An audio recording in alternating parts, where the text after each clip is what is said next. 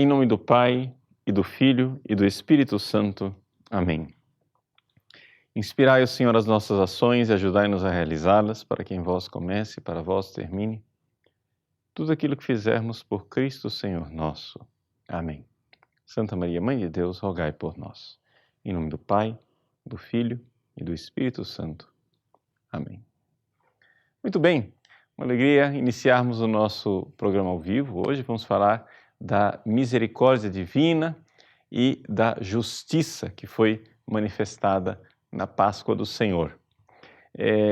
A finalidade deste programa é um pouco colocar-nos dentro daquilo que é o esforço do Papa Francisco para que nós compreendamos e vivamos a misericórdia divina, aí às portas da festa da Divina Misericórdia, que foi uma festa instituída por São João Paulo II, atendendo aos pedidos de Jesus feitos a Santa Faustina Kowalska. É interessante notar que este ano, por uma coincidência, uma casualidade, mas uma coincidência rara, a festa da Divina Misericórdia vai cair no mesmo dia em que caiu no ano da morte do Papa João Paulo II. O Papa João Paulo II morreu no dia 2 de abril, véspera da Divina Misericórdia, num sábado, e de fato, 2 de abril esse ano cai também num sábado, véspera da Divina Misericórdia. Então houve essa coincidência providencial que é bastante rara neste ano da Divina Misericórdia. Bom, vamos então falar um pouco da justiça e da misericórdia. Algumas pessoas podem dizer assim, bom, existe uma contradição entre misericórdia e justiça, e de fato, aparentemente, a gente vê, ou Deus faz justiça, ou Deus faz misericórdia. Se ele fizer justiça, estamos lascados, então a gente tem que depender da misericórdia. Mas se enfatiza tanto a questão da misericórdia que se perde um aspecto fundamental, que é o seguinte: quando Deus faz misericórdia, Ele não faz injustiças, ou seja, Deus é sábio e Ele arranja um jeito de fazer com que a sua manifestação de misericórdia seja também manifestação de justiça. E é um pouco essa a tese que eu gostaria, ou seja, de salientar o aspecto da justiça, porque se nós não salientarmos isso, o nosso conceito de misericórdia fica pobre. Por quê? Porque a misericórdia, não é? Sem que haja verdadeiramente algum aspecto de justiça, é muito pouco misericordiosa. Deixa eu, para que vocês entendam a coisa, vamos sair da teoria, vamos para a prática. Vamos fazer uma comparação prática. Imagine só, ponha a situação de uma mãe que tem um filho drogado. E esse filho, ele é tão dependente químico que ele precisa traficar para ganhar dinheiro, para conseguir alimentar o seu próprio vício. Então ele é traficante. E então esta mãe vê que o seu filho já está sendo visado pela polícia, ele vai terminar na cadeia, ele vai terminar sendo punido, não é, pela justiça. E então, o que é que a mãe faz? Vamos fazer um lobby em Brasília para mudar as leis de tal forma que o meu filho não seja mais considerado criminoso por ser traficante e assim ele é absolvido, pronto, meu filho já não é mais criminoso. Ora, isso daí, né, digamos, seria uma misericórdia ridícula. Ou seja, você está dizendo que a pessoa não é mais criminosa, mas a desordem continua. Aqui que está o problema. Ou seja, quando você fala de justiça, você está falando de ordem.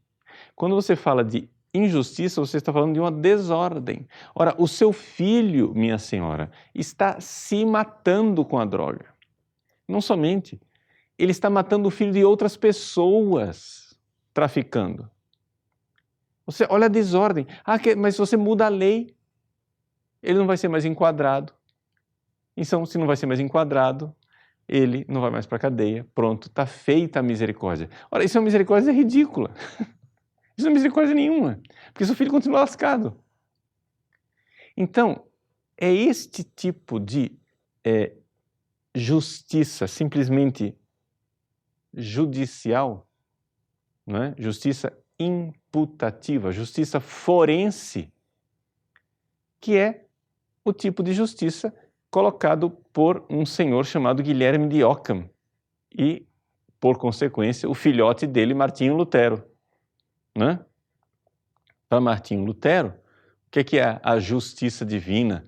Como é que nós fomos justificados? Como é que a gente entra no céu?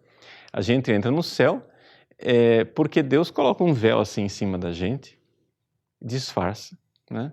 E a gente continua podre. Mas a viola por fora é bonita, né? Dentro está o pão bolorento. Então, fica, né? Por fora, bela viola. Por dentro, pão bolorento. Então você vai entrar no céu disfarçado, só a capa. Deus vai e muda a embalagem, dá uma reformada na lataria, mas o motor continua podre. Não é assim que Deus faz. Como é que Deus fez? Veja, vamos entender a grandeza da sabedoria divina. Deus é sábio, gente. Deus consegue nos tirar do pecado fazendo não somente misericórdia, mas também justiça. E a Páscoa foi uma manifestação de justiça. Como? Vamos entender. Olha só. Com Adão e Eva, surgiu uma coisa chamada desordem. A Deus, né, o homem deve a Deus uma coisa chamada amor. Então, a relação entre Deus e o homem é uma relação que ficou desordenada. Porque o homem não deu a Deus aquilo que é de Deus. É isso que é justiça, dar aquilo que é próprio de Deus. Então, Adão, ao invés de adorar a Deus, né, começou a colocar criaturas no lugar de Deus. E nós somos assim. Nós somos desordenados, existe uma desordem. Nós não damos a Deus o amor que Ele merece, o amor que lhe é devido, o amor que nós precisamos dar. Nós precisamos amar Deus de todo o coração, com toda a alma, com todo o entendimento, com todo o nosso ser. E, no entanto, olha para o nosso coração. O que a gente faz? A gente ama o sexo, ama a comida, ama a bebida, ama o dinheiro, ama a fama, ama o nosso próprio corpo, ama as nossas famílias de forma desordenada, colocando-as muitas vezes no lugar de Deus. Desordem, a gente não dá a Deus o que é de Deus. Ora, agora imagine só, toda a humanidade, com todos os crimes terríveis da humanidade. Hitler,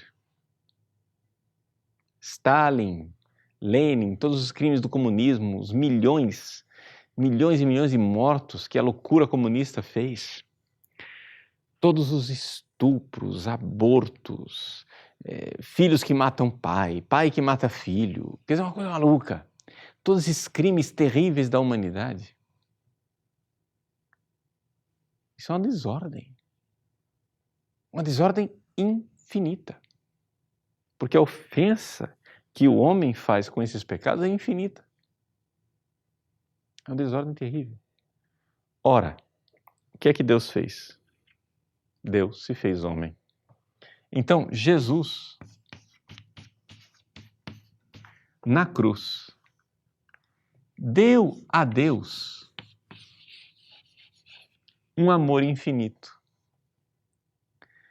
Esta alma humana, gente, uma alma humana, um coração humano, deste coração humano, lá na cruz, brotou um amor infinito, digno de Deus, um amor à altura de Deus.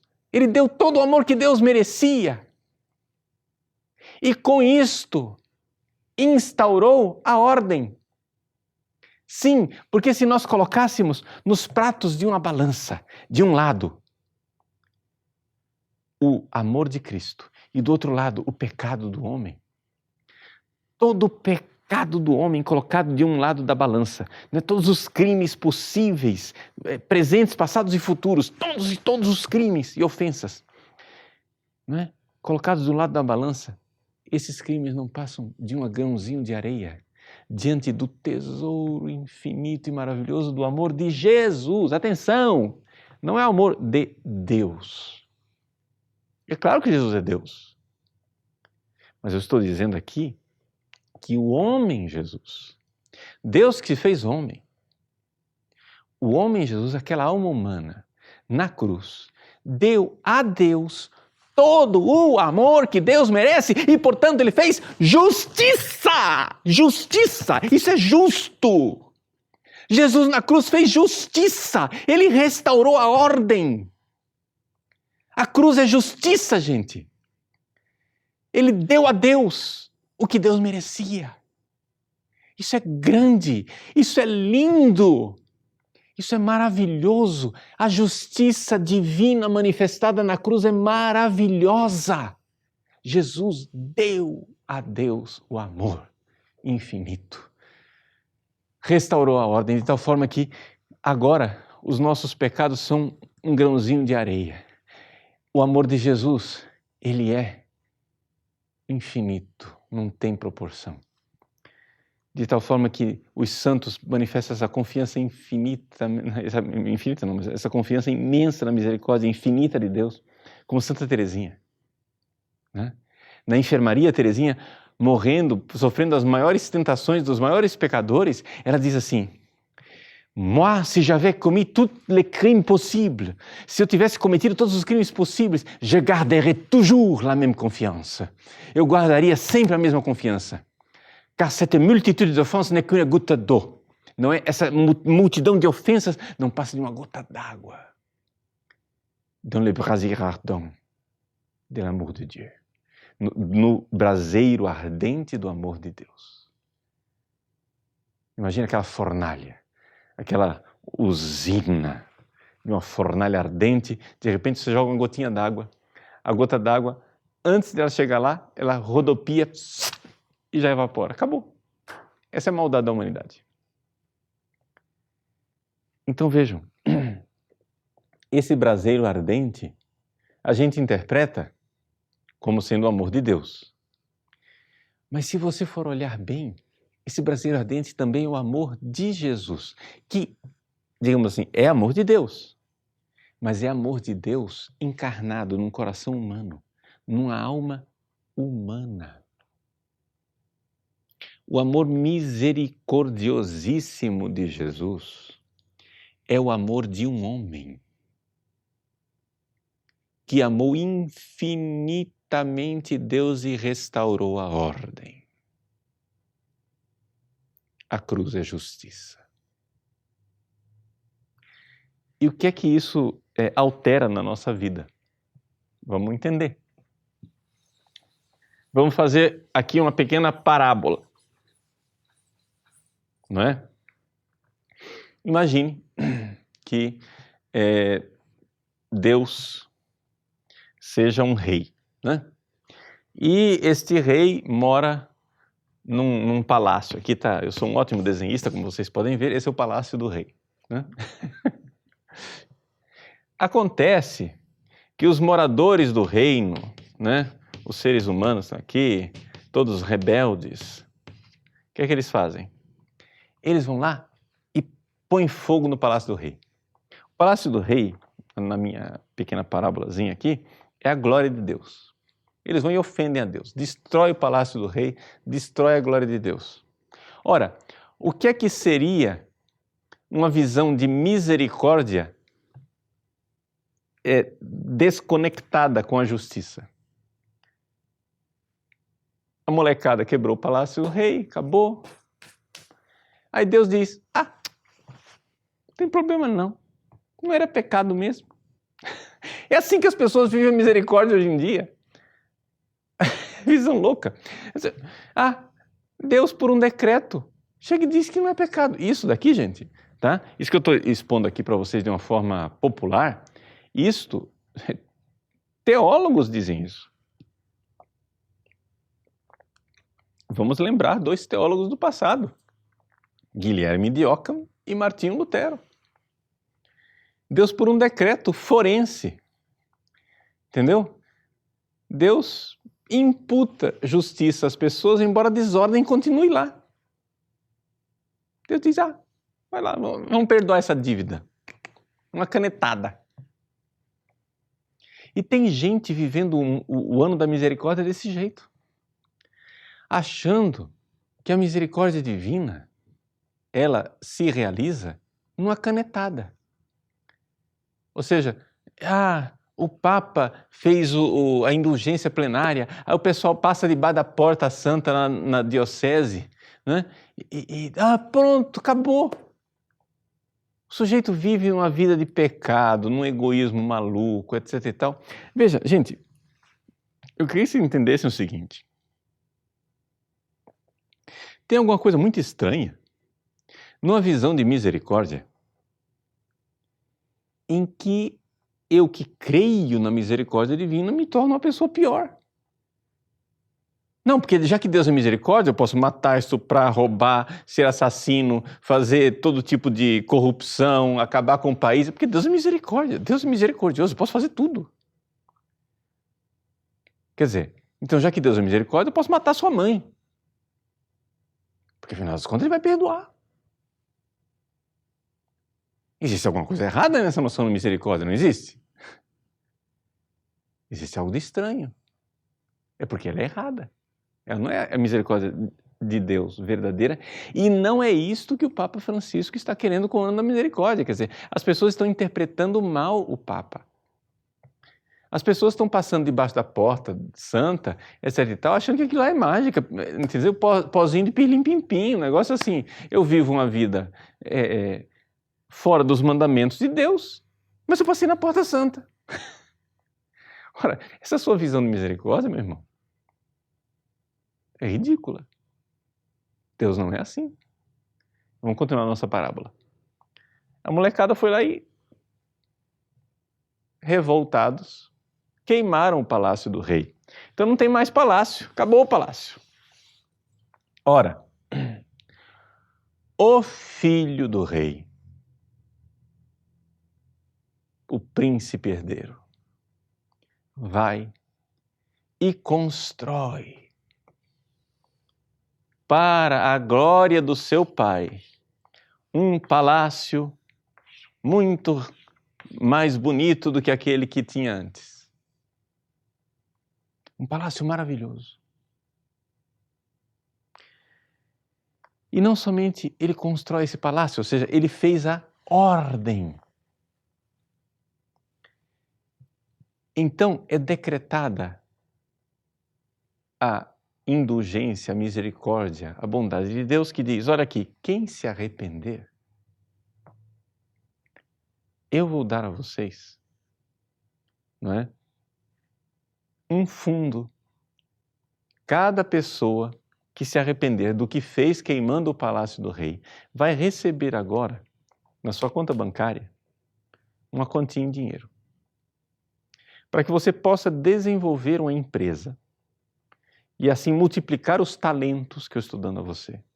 Os talentos quer dizer a graça de Deus que foi depositada na sua conta, vocês estão entendendo? É a graça. Eu vou depositar, assim, pelo batismo você recebe na conta bancária a graça. É uma quantia mínima de graça, uma semente da graça. Mas que se você desenvolver e trabalhar aqueles talentos, aquilo lá vai se multiplicar. Então você vai desenvolver, por pura misericórdia de Deus, você que era um devedor, insolvente, você não tinha a dívida que você contraiu, veja, a dívida que você contraiu destruindo o palácio do rei é um negócio absurdo, porque você nunca, se você trabalhasse a vida inteira, você não ia dar conta de construir um palácio de volta. Então, o filho vem, reconstrói a glória do pai, não é? Para a maior glória do pai, faz esse palácio e dá para você, pecador, um depósito bancário para que você possa desenvolver esses talentos. E assim, quem conseguir desenvolver os talentos, ele dá a essa pessoa a capacidade de merecer algo para aumentar essa glória aqui. Então, você vai poder comprar, quem sabe, um pequeno quadro para colocar na parede do palácio, você vai conseguir comprar uma cadeira, você vai conseguir comprar um vaso, você vai conseguir comprar alguma coisa. Para quê? Para ir aumentando a glória de Deus nesse palácio, que é um aumentozinho pequenino, ridículo, diante da grande glória do esplendor desse palácio que foi feito pelo Filho. Mas você vai poder merecer. Por pura misericórdia. Você vai poder aumentar, trabalhar para a glória de Deus, ou seja, em palavras mais claras, você vai receber a graça de poder amar. Você não somente foi perdoada a sua falta de amor, como Deus agora faz um depósito bancário no seu coração de graça para que você possa amar, amar, amar, amar, amar. E você amando Deus e desenvolvendo aquele amor e amando Deus cada vez mais, você vai aumentar a glória dele. E vai estar contribuindo para restabelecer a justiça. Porque a ele cabe toda a glória. Então, aqui nós vemos o que diz o Salmo 84. Justiça e paz se abraçarão. A paz aqui é a misericórdia. A justiça e a misericórdia se abraçam na cruz. Na cruz acontece a maior e mais infinita misericórdia com a maior e mais infinita justiça. Porque a Deus é dado tudo o que Ele merece. Nós não seríamos capazes de dar o que Ele merece. E Jesus dá o que Ele merece. Gente, isso é tão maravilhoso. Isso é tão assim que, se você parar para meditar isto, isso é de uma profundidade e de uma sabedoria divina, né? Que se não fosse a própria sabedoria encarnada a fazer isso daqui, nós diríamos que o cara é um gênio. Só que Jesus não é um gênio. Ele é mais do que um gênio. Ele é a sabedoria encarnada. Então, Jesus restabeleceu a justiça e deu a Deus o amor que lhe é devido. Então, aqui nós vemos que quando você faz se abraçar em misericórdia e justiça, quando você faz com que a misericórdia e a verdade, né, se beijem, você faz com que seja restaurada a ordem, né? Porque esta ordem profunda faz com que eu viva a misericórdia e ao mesmo tempo saia do meu egoísmo. Aqui sim a misericórdia é uma fábrica de santos e não uma fábrica de egoístas safados presunçosos. Entenderam o problema? O problema é que se você prega a misericórdia, mas não explica, né, o quanto Jesus realmente restabeleceu a ordem, não é? A coisa, as pessoas não se dão conta de que esta ordem precisa entrar dentro de mim. Eu sou desordem.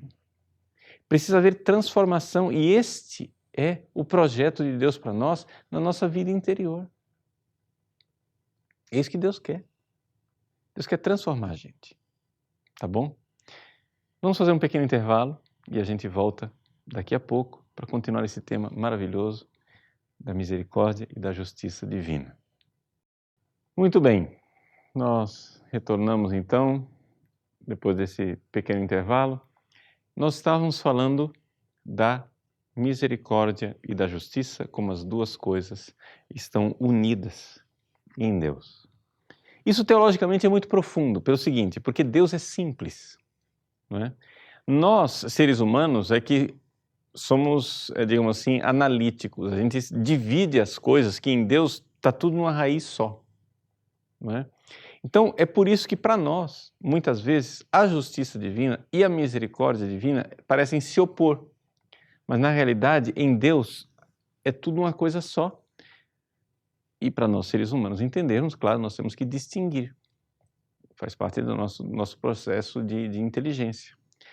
Só que é importante para nós entendermos realmente o que é a misericórdia divina, o seguinte. Veja, nós, seres humanos, não fazemos ideia do que seja o pecado. Aliás, deixa eu dizer para você, nem os demônios fazem ideia do que seja o pecado. Assim, fazer ideia eles fazem, mas saber profundamente o que é o pecado, somente sabem o que é profundamente o pecado, os santos e os anjos no céu. Somente os santos e os anjos são capazes de aquilatar o horror que é o pecado. O quanto o pecado é pavoroso. Por quê? Porque eles veem Deus. E eles veem o pecado. O demônio não vê Deus. Nós não vemos Deus. E por isso, para nós, por mais que a gente queira compreender o quanto o pecado é desordenado, a gente não tem muita noção. Então Deus fez uma imensa caridade conosco, revelando o horror do pecado na cruz de Cristo. Ou seja, quando Cristo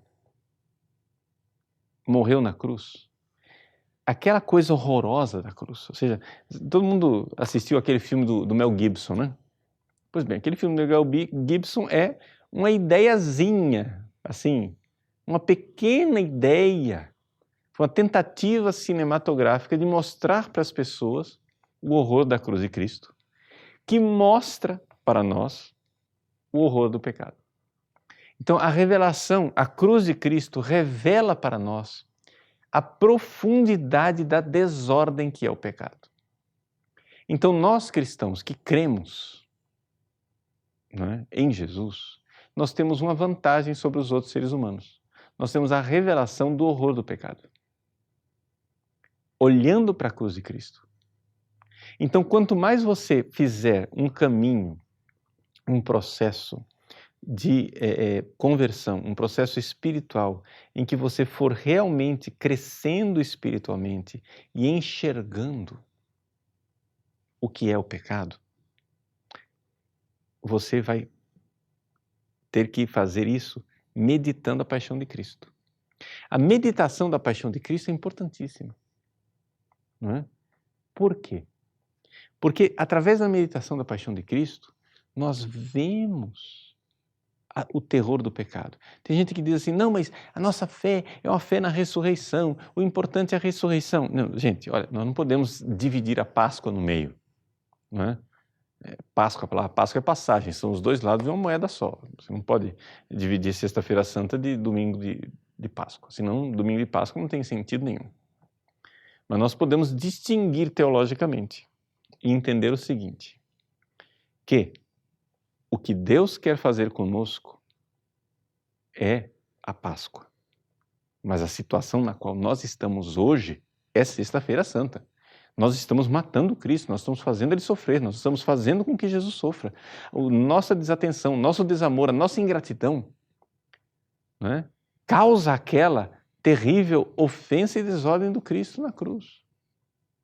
Então nós temos que meditar muito sobre isso para que a gente tenha aqui na Terra, vislumbre aqui na Terra ainda, a grandeza e a profundidade do horror e da injustiça, da desordem, da miséria que é o pecado. Todo mundo fala de misericórdia, mas temos que falar o que é miséria. Né? Santo Tomás de Aquino, ele explica assim, para você entender o que é misericórdia divina. Misericórdia divina é qualquer defeito. Oh, perdão, apaga. Miséria é qualquer defeito. Tá? Miséria é qualquer coisa que falta, mas miséria no sentido próprio da palavra miséria, ela só pode ser miséria de criaturas racionais, como os seres humanos. Por quê? Porque a miséria é aquilo que, no sentido estrito da palavra, é aquilo que impede a felicidade.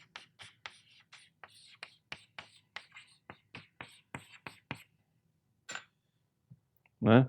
Ele diz isso, quem quiser depois estudar essa questão da justiça, misericórdia, etc.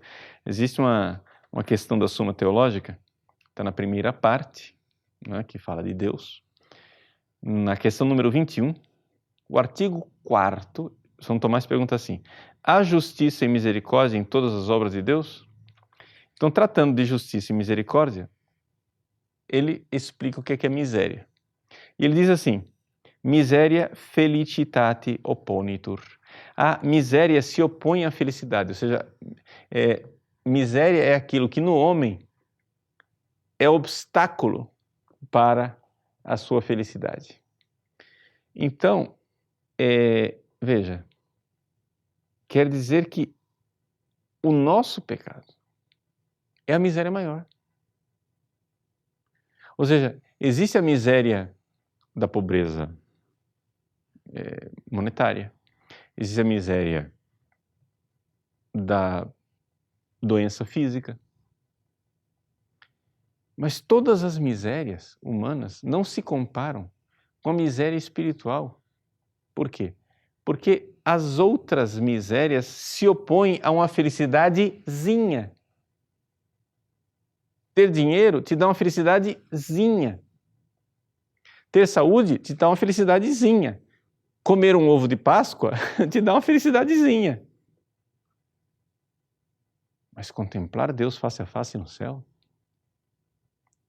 te dá a felicidade. A tua realização, você foi feito para isto, foi isso que Deus pensou para você. Então, quer dizer, a miséria mais miserenta de todas as misérias é a miséria de não ver Deus. Gente, nós temos que entender isso. Se houvesse agora a Terceira Guerra Mundial atômica e o homem, a humanidade, destruísse o planeta com a guerra atômica, a destruição total do planeta e de todas as pessoas numa guerra atômica é uma trivialidade, é uma bobagem diante da verdadeira miséria, que é a possibilidade de nós nunca vermos o rosto de Deus. Esta é a verdadeira desgraça. E nós não fazemos ideia disso. Mas Deus, para que a gente entenda esta miséria, Ele vem e vive a cruz, né? Para que ali naquela morte nós tenhamos vislumbrado, naquela injustiça, naquela desordem imensa da cruz de Cristo, nós possamos vislumbrar o tamanho da desordem que é o pecado e da miséria que é o inferno. Vendo a morte de Cristo, a gente tem a ideia daquilo que é a morte eterna, se nós abandonarmos Deus. Mas existe uma coisa bonita nisso tudo. Que, na cruz de Cristo, existe uma coisa que a cruz de Cristo fez que a ressurreição não fez. Que é o fato de que Cristo, na cruz, ele ainda era, como que diz isso em português? Ele era viator, né? Ou seja, era peregrino. Ele estava ainda nesse mundo.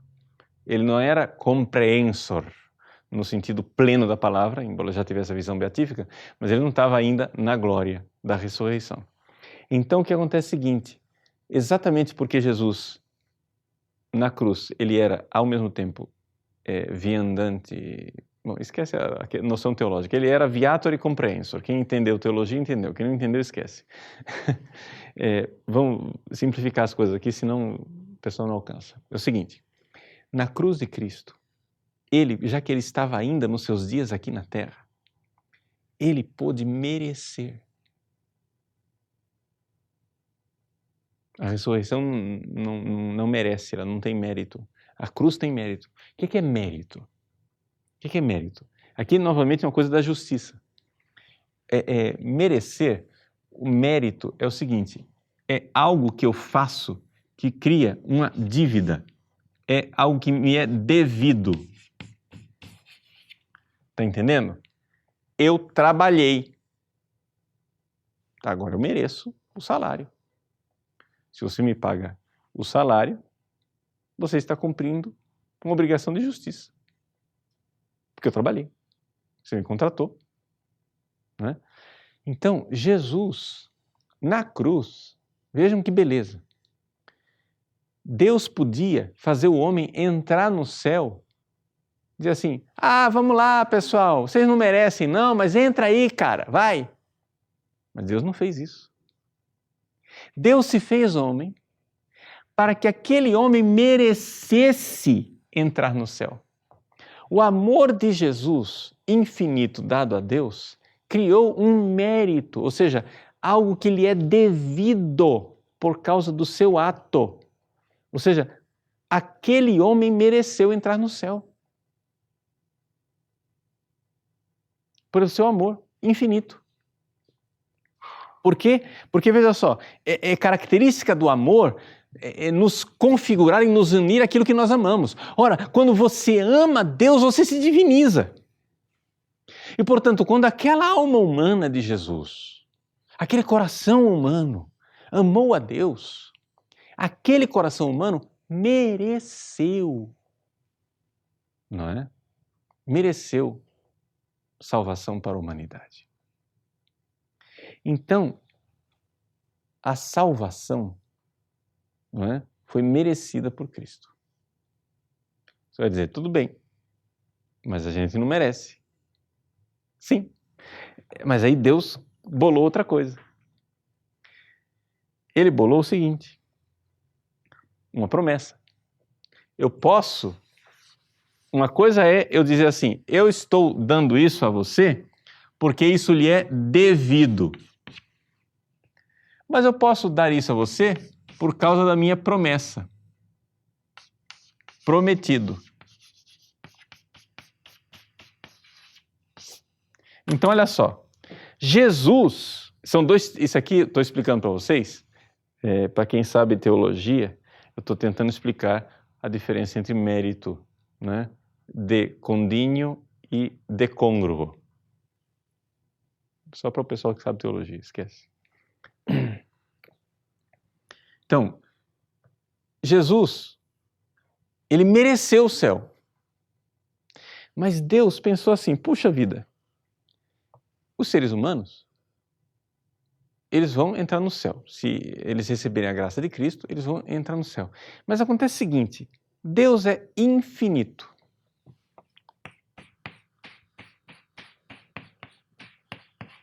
Mas o ser humano é finito. Como é que eu vou diferenciar ou pôr um limite na glória que este ser humano finito vai gozar no céu? A felicidade. Porque, veja, a felicidade dos seres humanos no céu, ela é plena. Ou seja, é total. Não é? Mas ela não é infinita. Porque nós não somos infinitos. Nós somos finitos, não temos limite, não temos tamanho. Então, Deus pensou assim, vamos fazer o seguinte. O amor infinito de Deus vai se derramar num coração finito e vai encher esse coração. Mas eu vou dar a estes seres humanos a capacidade de, conforme o amor que eles tiverem por mim na terra, que eles gozem mais ou menos de felicidade. Vou fazer uma comparação para ficar mais claro agora. Vamos lá. Imagina aqui. Imagine que Deus é um oceano infinito. Agora, esse oceano infinito vai se derramar no seu coração. Seu coração é do tamanho de uma tampinha de garrafa. O oceano infinito enche a tampinha de garrafa? Enche. Mas a tampinha de garrafa é o coração, digamos assim, da criança que foi recém-batizada e morreu. Pronto. Ela não teve oportunidade de exercer atos de amor. Morreu, foi para o céu, está na glória. Está perfeitamente feliz no céu? Está perfeitamente feliz no céu. Mas não teve oportunidade de amar. Mas aí você vai e ama um pouco mais. De uma tampinha de garrafa, você vira um copo. Aumentou. O oceano infinito se derrama na tampinha de garrafa. Encheu tudo? Sim. A felicidade da tampinha de garrafa é plena, mas é a felicidade da tampinha de garrafa. O oceano infinito se derrama num copo. Encheu tudo? Sim. E num balde? Também encheu tudo. E numa piscina? Também encheu tudo. E na Baía da Guanabara? Também encheu tudo. E no Oceano Atlântico? Também encheu tudo. Porque o oceano infinito pode encher o Oceano Atlântico quantas vezes quiser. Então, aqui nesta terra, nós temos a oportunidade de amar.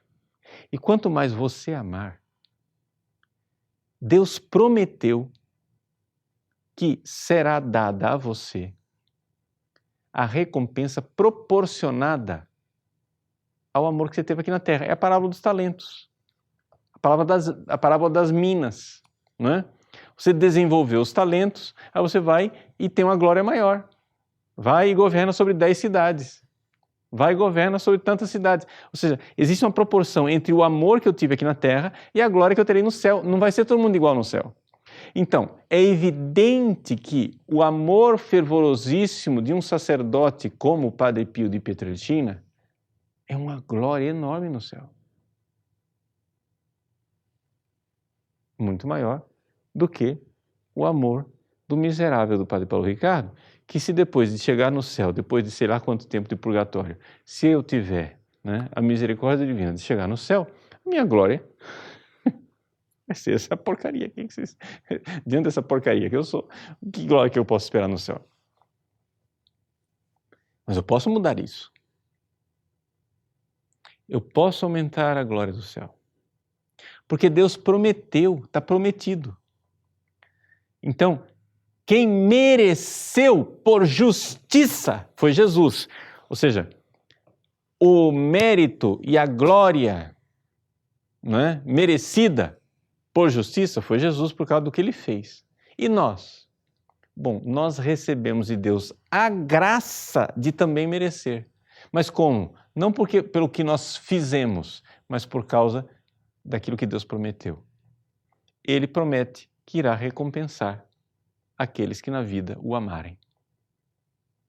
Então, se a gente amar mais a Deus, nós estamos mudando o nosso futuro também. Isso é importante saber, isso é uma aplicação importante desse programa de hoje, gente. Isso, assim, eu quero que você entenda o seguinte, eu estou ensinando isso para você porque eu quero mudar a sua situação no céu, a sua situação de eternidade. Ou seja, quando você vê uma pessoa sofrendo, uma pessoa que você ama está doente,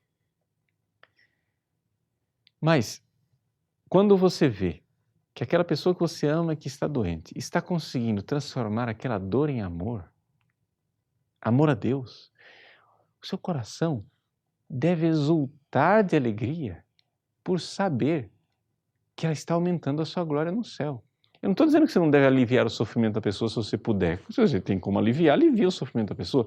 Mas o que acontece é o seguinte, é que o sofrimento transformado em amor aumenta a glória da pessoa no céu. Então, as nossas misérias aqui nessa terra, se nós transformarmos as nossas misérias em amor, nós estamos mudando a nossa situação no céu.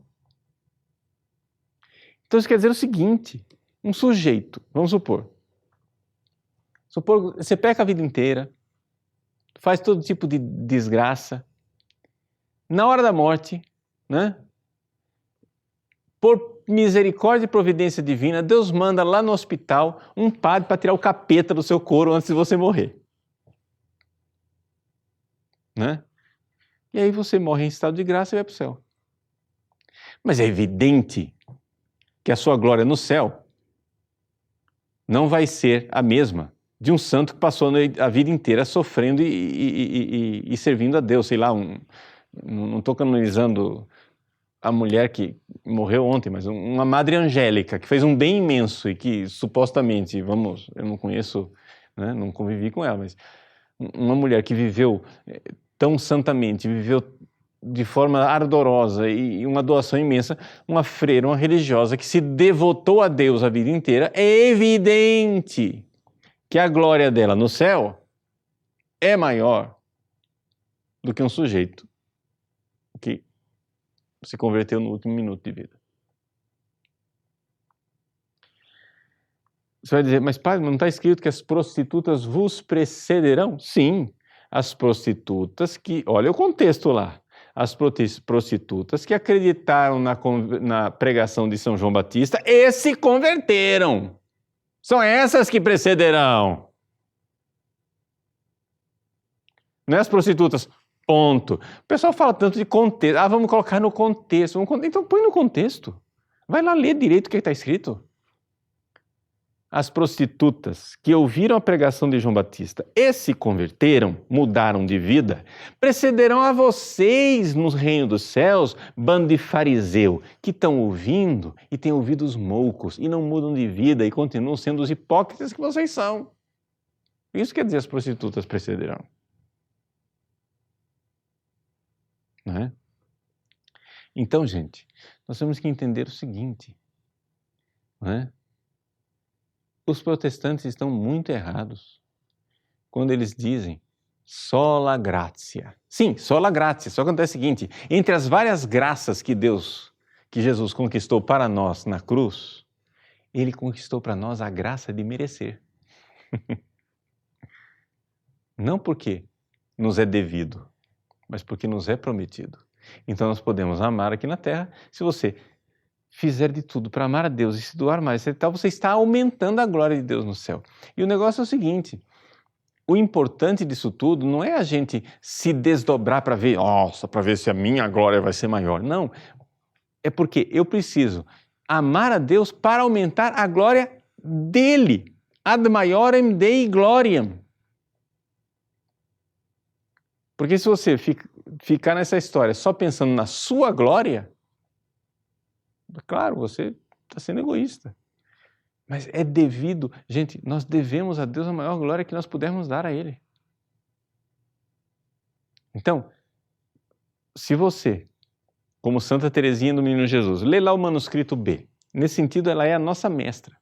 O manuscrito B da História de uma Alma, Santa Teresinha do Menino Jesus, que mostra a sua pequena via, a via da humildade, a via do pequeno passarinho, ao mesmo tempo, mostra uma magnanimidade, que é um negócio absurdo, que ela diz, eu gostaria, né, para aumentar a glória de Deus, para amar Deus, eu gostaria de ser mártir, mas não somente num martírio, eu queria sofrer todos os martírios, eu queria ser esfolada, eu queria ser afogada, eu queria ser queimada, eu queria ser decapitada, eu queria ser...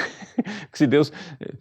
eu morro afogada por Deus, aí depois Deus me ressuscita, agora eu vou morrer queimada, aí Deus me ressuscita, agora eu vou morrer degolada, aí Deus me ressuscita, agora eu vou morrer esfolada, Deus me ressuscita, eu vou morrer enforcada, ela quer morrer todas as mortes para poder amar Deus.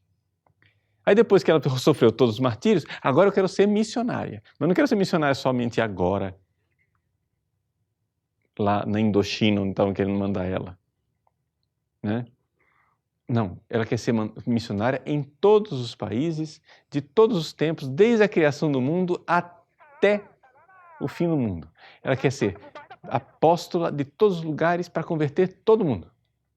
Impossível, claro. Mas por quê? Porque Deus merece todo o amor que nós possamos dar a Ele, para a sua maior glória.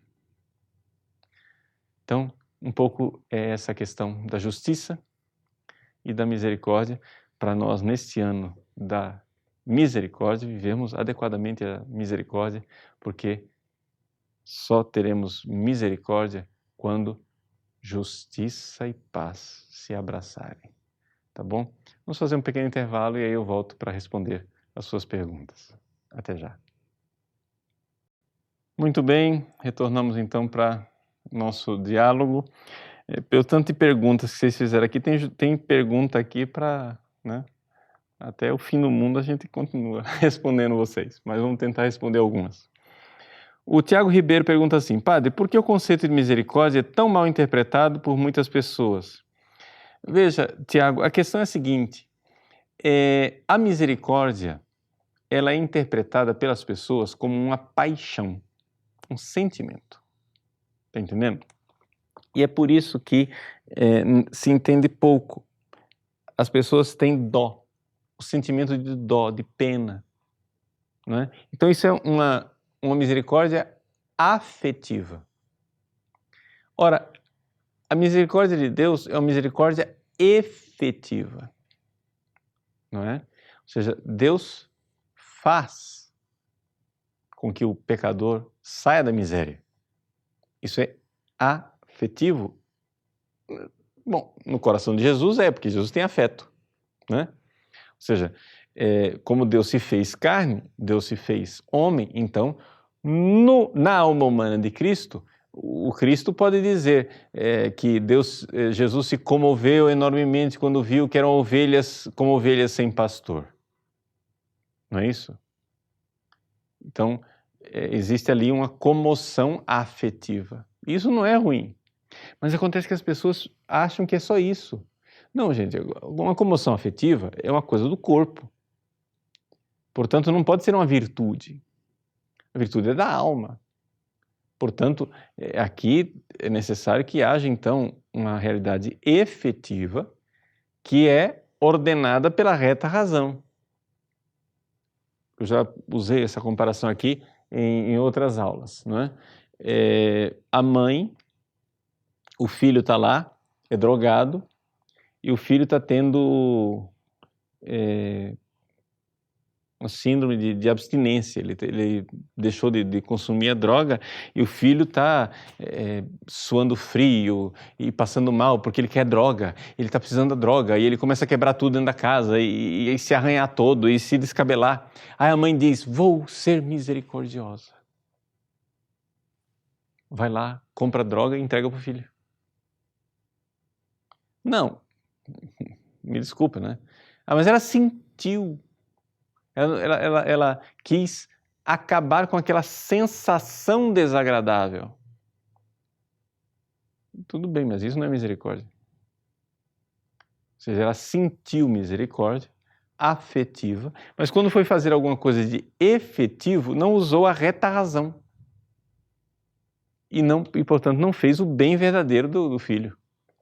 Então, as pessoas entendem mal a misericórdia porque, Tiago, não tem a reta razão. O sentido da misericórdia como reta razão e realidade efetiva, mas olham somente para a questão afetiva. Então, me desculpe, eu vou falar. Se comportam como animais. Uma misericórdia meramente afetiva é uma misericórdia animal, não é virtude. Eu não estou dizendo que os nossos afetos não são bons, quando nos ajudam a ser virtuosos. Né? Mas a virtude não está no afeto, a virtude está na alma. Portanto, ele tem que ter a reta razão e uma coisa efetiva. Vitor Pereira Guimarães. Como é aplicada a justiça quando a pessoa erra por ignorância? Vitor, o conceito de ignorância, ele é um conceito, digamos assim, complexo. Por quê? Porque existem ignorâncias que não são culposas. A pessoa ignorava, não sabia e, portanto, não pecou. Mas existem ignorâncias culposas. Existem pessoas que deveriam saber. Né? A minha tese de mestrado em Direito Canônico foi sobre a questão de ignorância, né? Onde eu comentava uma frase de São Gregório Magno, então, Direito Canônico Medieval, né? Foi a minha especialização. Então, ele escreve para o patriarca João, o jejuador de Constantinopla, e diz assim: Non est pastoris excusatio, si lupus oves comedit et pastor nescit. Não há desculpa para o pastor se o lobo come a ovelha e o pastor não sabe. Ou seja,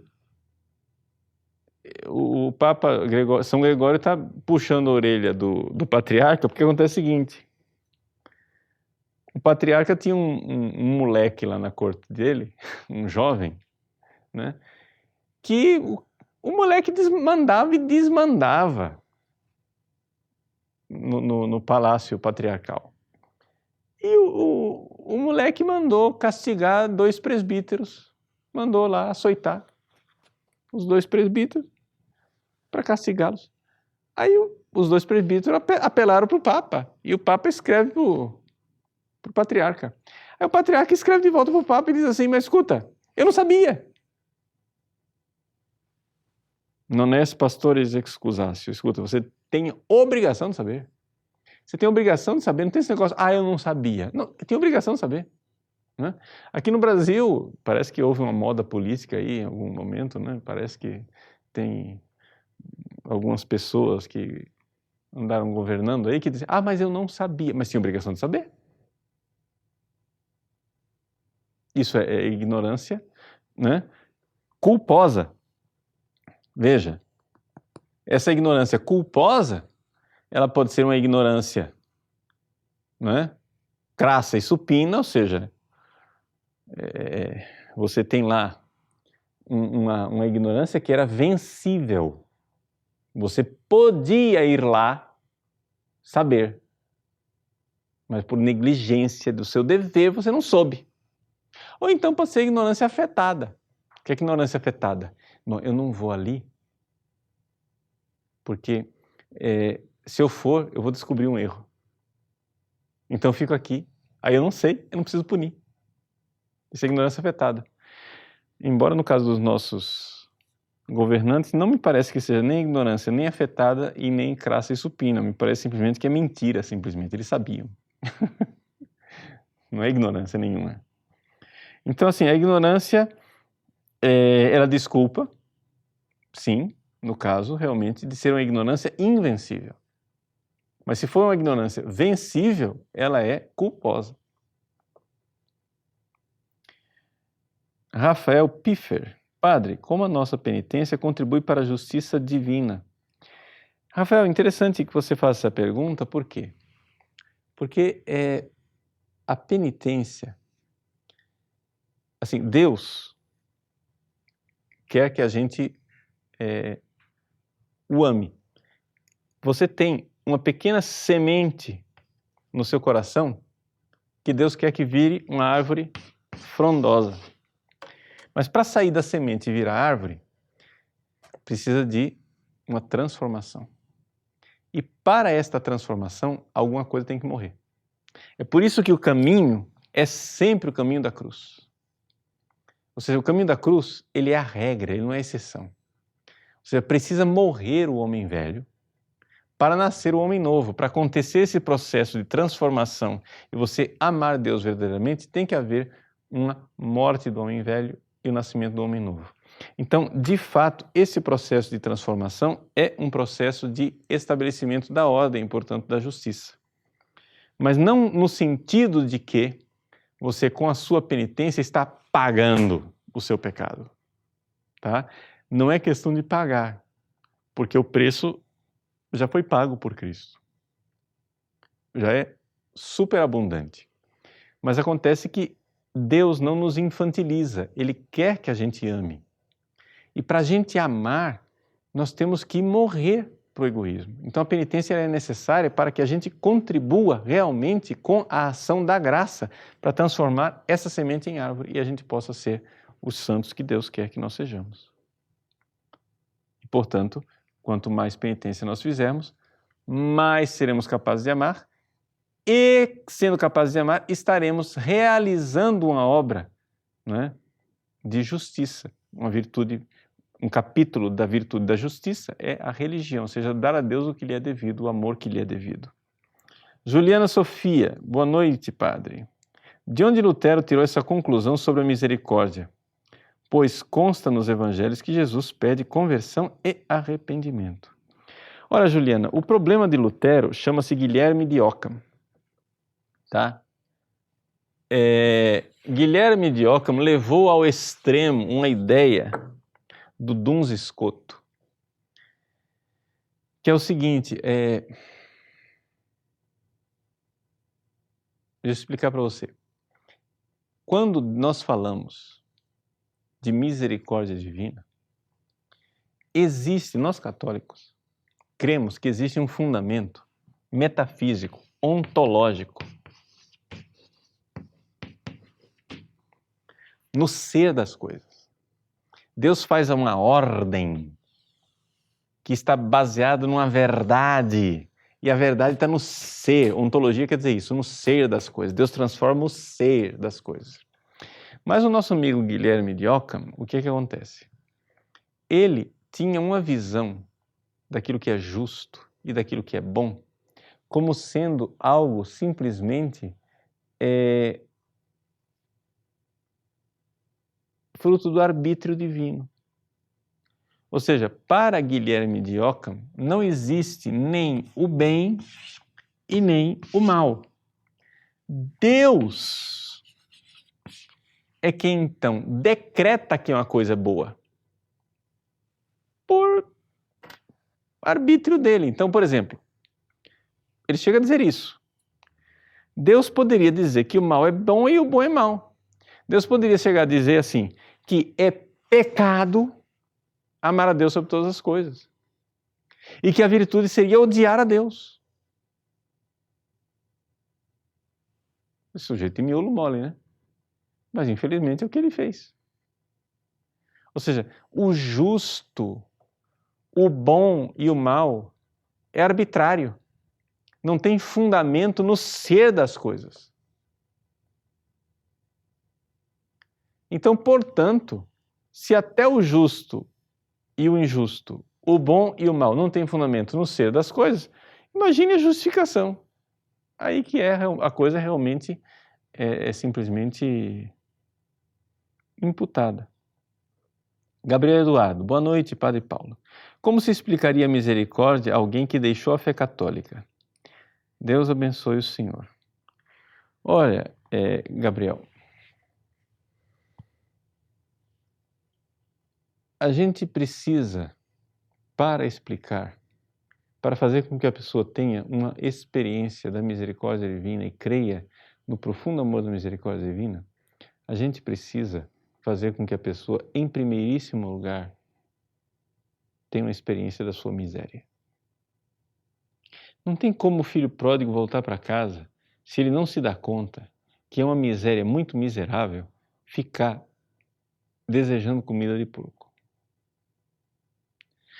O problema que nós temos hoje em dia é que o filho pródigo está lá comendo comida de porco e a propaganda cultural está dizendo, não, é gostoso.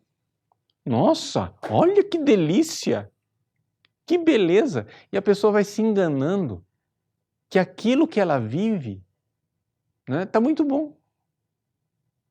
E ela nunca se depara com a sua miséria. Então a gente quer evangelizar, só que para dar a boa notícia, é necessário que você primeiro dê uma má notícia. Para que você dê à pessoa a notícia da salvação, você tem que primeiro fazer com que ela experimente a perdição, ou seja, que ela tem que entender que ela está perdida, porque se ela não entender que ela está perdida, não vai adiantar nada. Você tem lá uma farmácia cheia de remédios maravilhosos, mas se a pessoa não sabe que está doente, ela não vai entrar na farmácia, para que ela vai fazer lá dentro? Então, a gente precisa dar má notícia primeiro, para você ter evangelho. Só que o homem moderno perdeu a noção de pecado. Não é? E ele não vê o quanto o pecado o destrói. E aqui não estou falando daquela dificuldade de a gente entender a profundidade do pecado que eu falava durante o programa, não. Entender a profundidade do pecado para Deus e a desordem do pecado para Deus é muito difícil. Mas existe uma coisa que é fácil. A gente tocar com a mão a miséria que eu vivo por causa do meu pecado.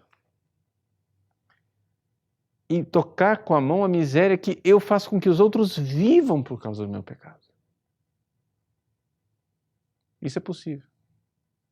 Então, para você pregar a misericórdia para uma pessoa que deixou a fé católica, você precisa primeiro se perguntar se essa pessoa sabe o que é miséria. Então, pregue primeiro a miséria, e aí terá sentido pregar a misericórdia. Tá bom? Então, paramos por aqui. Desculpem, né, não termos mais tempo para as perguntas de vocês, que são muito preciosas, e quero novamente renovar a vocês, né, os meus votos de que essa Páscoa, esse tempo pascal seja abençoado. Vamos nos preparando, né, para viver o domingo da misericórdia, no domingo que vem. Muita gente começou, né, a novena que foi pedida por Santa Faustina na Sexta-feira Santa. Vamos continuar entregando a Deus, nosso Senhor, a humanidade inteira, debaixo da misericórdia divina, nesse ano da divina misericórdia, proclamado pelo Papa Francisco. Que Deus abençoe você e que a misericórdia divina seja aquela que realiza a justificação das desordens do seu coração. Em nome do Pai, do Filho e do Espírito Santo. Amém.